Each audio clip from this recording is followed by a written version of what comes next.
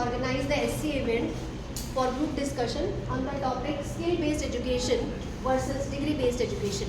So there are many students, some are going to say about skill education and some are going to tell about degree-based education. Have your minds clear?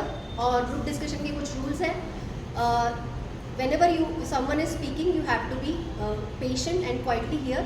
आपको लड़ाई नहीं करनी है और बीच में किसी को interrupt नहीं करना है और जब आपका turn आए तो you can simply raise your hand and you can put your points, right? So let's start the group discussion. Good morning everyone. Today we all are here to discuss an important topic. We have to speak against or for the topic. हमें बताना है कि skill based education ज़्यादा अच्छी होती है या फिर डिग्री बेस्ड एजुकेशन ज़्यादा होती है. कुछ स्टूडेंट्स हैं जो कि स्किल बेस्ड एजुकेशन को ज़्यादा प्रेफर करते हैं और कुछ स्टूडेंट्स हैं जो कि डिग्री बेस्ड एजुकेशन को ज़्यादा प्रूव करते हैं. अब हमें बात ये नहीं सोचनी है कि स्किल बेस्ड एजुकेशन ज़्यादा इंपॉर्टेंट है या फिर डिग्री बेस्ड एजुकेशन ज़्यादा इंपॉर्टेंट है. हमारा पॉइंट ये होना चाहिए कि हम इन दोनों को मिलाकर कैसे अपने करियर को ज़्यादा इन्हांस कर सकते हैं. So with this thought let's begin today's. कि ये हमारा जो वर्ल्ड है ये कॉम्पिटिटिव वर्ल्ड है, तो स्किल्स पे ज़्यादा फोकस हो रही है. स्किल्स का बहुत इंपॉर्टेंट रोल है. स्किल एक ऐसा है कि वो प्रैक्टिकल पे फोकस करता है. आजकल जितनी भी कंपनीज इंडस्ट्रीज़ हैं वो हमारी कैपेबिलिटी देखती हैं कि हमारे अंदर कितना स्किल है. डिग्री भी बहुत ज़्यादा ज़रूरत है. कहीं कुछ क्षेत्रों में हमें प्रमाण दिखाना होता है कि हमारे पास क्या है, हम स्किल्स लें. अगर हमें प्रमाण नहीं हो तो हम उस चीज़ का कोई फ़ायदा नहीं हो सकता. स्किल्स नहीं आती तो तुम डिग्री का क्या करोगे? ज़रूरी है. जैसे कि हम IAS का एग्ज़ाम देने जा रहे हैं तो उसके लिए BA की डिग्री ज़रूरी है. जब एक पर्सन डिग्री लेता है तो उसे 3-4 साल ईयर लगते हैं, कुछ साल लगते हैं उसको डिग्री मतलब प्राप्त होने. तो उसे जब वो डिग्री लेता है तो उसे बहुत कुछ स्कूल में सीखने को, कॉलेज में सीखने को मिलता है. होती है हमने डिप्लोमा किया है तो वो जाके ये भी कहेगा कि तुम अपना वो तो दिखाओ जो तुम डिग्री लेके आए हो. वहाँ से ये जरूरी स्किल्स हैं हमारे पास, वो जॉब देगा, पर उससे पहले वो हमारी डिग्री मांगेगा. स्किल्स बेस से हम अपने प्रैक्टिकल लाइफ को बहुत इम्प्रूव कर सकते हैं. तो उसके लिए स्किल और डिग्री दोनों ही बैलेंस होना बहुत ज़रूरी है. लोगों ने लेकिन कुछ नहीं ले पाते तो वो अपनी अलग से कुछ स्किल्स डेवलप करके उसमें वो अपना कुछ ना कुछ कर लेते हैं. तो ज़्यादातर कंपनीज हैं एम्प्लॉयज़ को हायर डिग्री और सर्टिफिकेट्स पे हायर नहीं कर रही है, स्किल बेस पे हायर कर रही है. जैसे कि वो अच्छे प्रॉब्लम सॉल्विंग और टेक्नोलॉजी को अडेप्ट कर सके. और मैं मानती हूँ कि स्किल्स भी बहुत ज़्यादा इंपॉर्टेंट है क्योंकि स्किल के अकॉर्डिंग देखा जाता है कि हमारे अंदर कितनी एबिलिटी है, हम कैसे काम कर सकते हैं. तो मेरे अकॉर्डिंग दोनों ही. वैसे डिग्री बेस्ड जो एजुकेशन है उसमें कुछ ना कुछ टाइम ड्यूरेशन होता है. जैसे हम लोग डिप्लोमा कर रहे हैं तो उसके लिए 3 साल लगता है. लेकिन स्किल्स बेस में ये है कि कम से कम टाइम में हम अपने स्किल्स को डेवलप करके अपना कैरियर बहुत से बहुत अच्छा डेवलप कर सकते हैं. कोई ज़रूरी नहीं है कि हमारे पास डिग्री और स्किल ना हो तो मुझे जॉब मिल सकती है, क्योंकि एक डिप्लोमा करने वाला बच्चा और एक हाई स्कूल वाला बच्चा को अगर खड़ा कर दिया जाए डिप्लोमा की डिग्री ले चुके हैं लेकिन स्किल उसके पास नहीं है तो उसे जॉब नहीं मिल सकती.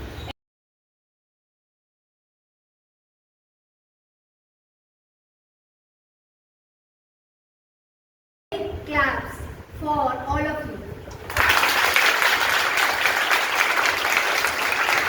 Spoken very well for the very first time, and in future I would be expecting everyone to be prepared very well and come with bright faces, bright energy and a bright future. And आगे से जो भी event होंगे उसके लिए मुझे आप लोगों को पूरा सहयोग चाहिए होगा. आज ये एक डेमो था, आपको आइडिया लग गया होगा हमें कैसे करना है, लेकिन उस चीज़ के लिए अकेले मेरे करने से नहीं होगा, आपका सहयोग जरूरी होगा क्योंकि बैकग्राउंड में भी चीज़ें बन रही हैं, सामने फोर फ्रंट पे भी हो रहा है.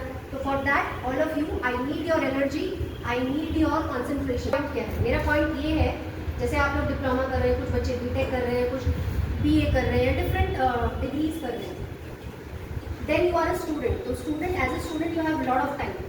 आपके घर में आप अगर आप डे स्कॉलर है तो आपके पेरेंट्स आपको तीनों टाइम बना बनाया खाना दे रहे हैं, आपको खुद का रूम है, you have all the facilities, internet and everything.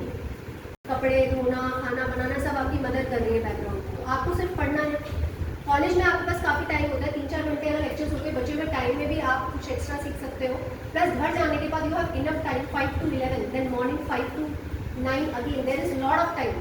So in that time you have to develop 1 or 2 skill, right.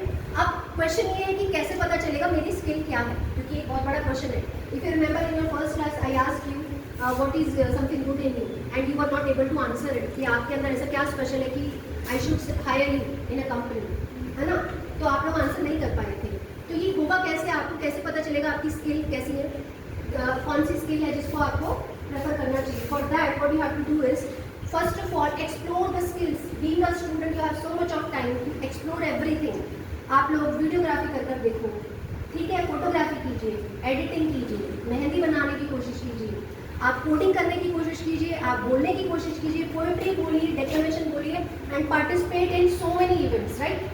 So in that case, और अगर मान लीजिए फैशन कॉम्पिटिशन उसमें पार्ट कीजिए, though you know that you are not good looking, और let's say अगर आपको लग रहा है कि आप अच्छा वॉक नहीं कर पाते, that is a different thing. My point is whenever you are getting chance to do something, कोई भी कंपटीशन यहाँ हो रहा है, प्राइज मिले ना मिले, कोई हंसे या ना हंसे, इससे तुम्हें फर्क नहीं पड़ना चाहिए, समझ गए? जैसे मैंने बोला प्रेजेंटेशन होगी, तो प्रेजेंटेशन को बोझ मत समझो, उसे एक अपॉर्चुनिटी समझिए कि मुझे प्रेजेंटेशन बनानी है, बेस्ट बनानी है, बनाने के बाद बेस्ट डिलीवर करनी है.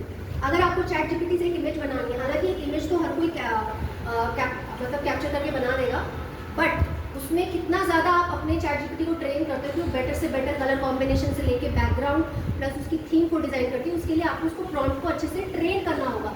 सो in everything you are learning a lot. Are you understanding my point? Yes, ma'am. और स्टेज पर आकर बोलने से लेकर, राइट, बैकग्राउंड में काम करने से लेकर हर चीज़ इंपॉर्टेंट होती है, तभी एक इवेंट सक्सेसफुल होता है. ऐसा नहीं है कि मैंने यहाँ पे बहुत अच्छा बोला तो आई एम द लाइमलाइट, और अक्सर ऐसा ही होता है, जो लाइमलाइट में होता है उसी को हम लोग क्रेडिट दे जाते हैं. But for me the background players are more important because they make the event successful. Lighting, पीछे आपको फोटोग्राफी, कोई फोटोग्राफी कर रहा है, कोई वीडियोग्राफी कर रहा है, किसी ने ये डिज़ाइन किया है, राइट, और उसके बाद किसी ने सिटिंग अरेंजमेंट किया है, किसी ने लाइटिंग अरेंजमेंट किया है, तो ये चीज़ें मैटर करेंगी या नहीं करेंगी? यस और no? And also your audience is very important. वो किस तरह से आपके साथ कोऑर्डिनेट कर रही है. कुछ ऑडियंस है जो डिस्टर्बिंग एलिमेंट्स क्रिएट कर रहे हैं, तो उससे दूसरे बच्चा कॉन्फिडेंट फील नहीं करेगा.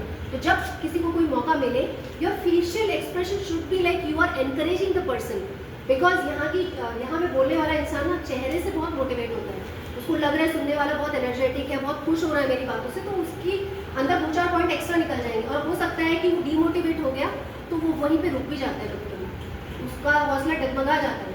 तो you have to become everyone strength, तभी हम यूनिटी इन डाइवर्सिटी आपने सुना है ना? Yes, ma'am. वो तभी पॉसिबल होगी जब आप एक साथ मिलकर काम करोगे.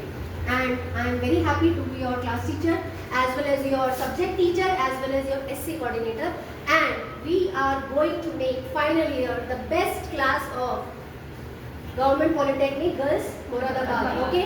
And you have to support me for that, okay? Yes.